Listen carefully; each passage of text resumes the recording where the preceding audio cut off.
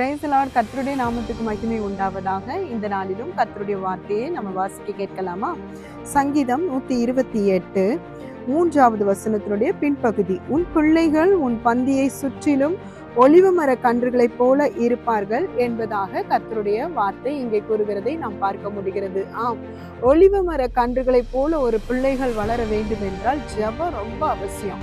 முதல்ல ஜெபிக்க கத்துக்கணும். தேவ பிள்ளைகளே, மரம் வளருனா எப்படி ஒரு சூரியனுடைய வெளிச்சம் தேவையோ அதே போலதான் ஒலிவ மர கன்றுகளை போல நீங்க வளருவீங்கன்னு ஆண்டவர் வாக்கு தத்தம் கொடுத்திருக்கிறாரு கர்த்தருக்கு பயப்படுகிற பிள்ளைகளுக்கு. இன்னைக்கு நம்முடைய பிள்ளைகள் ஒலிவ மர கன்றுகளை போல வளருனா கர்த்தருக்கு பயந்த ஒரு வாழ்க்கை நமக்கு ரொம்ப அவசியம். எப்படி மரம் எப்படி சூரியன் இல்லாமல் அது வளராதோ, இருளுக்கு அதுக்கு சம்மந்தமே கிடையாது. அதனுடைய கிளைகளா இருக்கட்டும், வேரா இருக்கட்டும், எந்த அளவுக்கு சூரியனுடைய வெளிச்சம் படுதோ அந்த அளவுக்கு அதனுடைய வளர்ச்சி நேர்த்தியாக இருக்கும். அதே போலதான் எந்த அளவுக்கு நீதியின் சூரியனாகிய இயேசு கிறிஸ்துவை நீங்கள் நோக்கி பார்க்கிறீங்களோ, அவரை நோக்கி பார்த்து ஜெபிக்க ஜெபிக்க ஜெபிக்க அந்த பிரசன்னத்தை உங்களால உணர முடியும். தேவ பிள்ளைகளே, இன்றைக்கும் நீதியின் சூரியனாகிய தேவனிடத்துல ஜெபிக்க கற்றுக்கொள்ளுங்க. நிச்சயமா நீங்க ஒலிவ மர கன்றுகளை போல வளருவீங்க. ஜெபம்.